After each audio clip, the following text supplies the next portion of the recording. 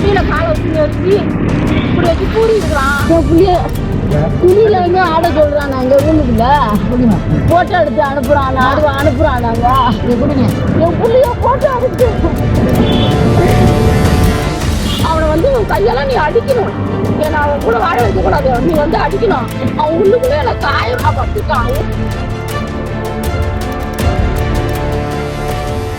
என் புள்ளிய துணியில வந்து ஆட சொல்றான். நாங்க ரூமுக்குள்ள போட்டோ எடுத்து அனுப்புறான். நாங்க என் புள்ளிய போட்டோ எடுத்து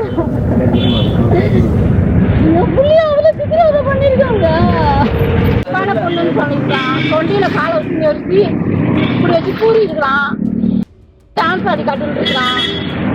அப்புறம் அப்பாவை மேல சந்தேகப்படுவா.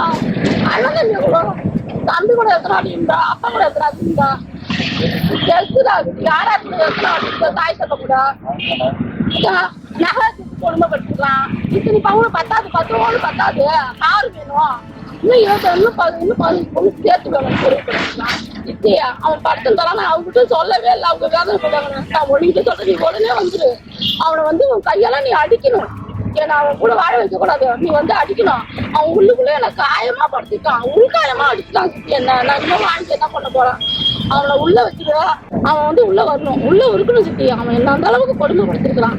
நான் வெளில சொல்ல முடியாத எல்லாத்தையும் சொல்லி. ஆனா பொண்ணுக்கு ஒரு 10 பவுன் ஏகப்பட்ட வரதட்சணை பண்ணிட்டு ஒரு சிறப்பான முறையில தான் திருமணம் பண்ணாரு. இப்ப 2 மாசம் தான் ஆச்சு. ஏற்கனவே இவர் வந்து எந்த நடந்ததுன்னு சொல்லி யாருமே சொல்ல மாட்டாரு. ரொம்ப காமா இருப்பாரு. இந்த சூழ்நிலை தான் அவன் நிறைய டார்ச்சர் கொடுத்துருக்காம இருக்கு. பெங்களூர்ல தனியா வச்சு அப்பையில இருந்து அது மன குமுறல்ல வெளியில சொல்லாமே இருந்திருக்கு. சமீப காலமா தான் அவன் என்னென்ன செஞ்சான்னு சொல்லிட்டு அவங்க உறவு முறையில ஓரளவு சொல்லி வாழ முடியாது, கொள்ள முடியாது. நம்ம அடி நிறைய அடிச்சிருக்கான்.